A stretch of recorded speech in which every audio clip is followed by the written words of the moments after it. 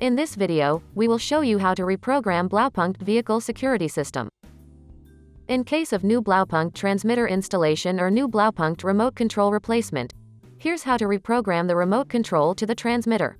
Ensure your car is safely parked during the entire reprogramming process. Insert the car key into the keyhole and turn it to on.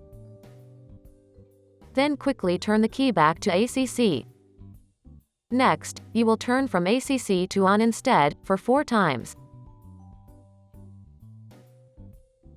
When you finally stop it on at the 4th times, the remote control reprogramming mode will be activated. Next, press the unlock button on the remote control twice.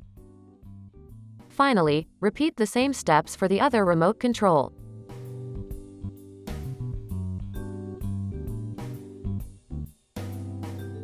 Now you're ready to go. The alarm system is now ready for use.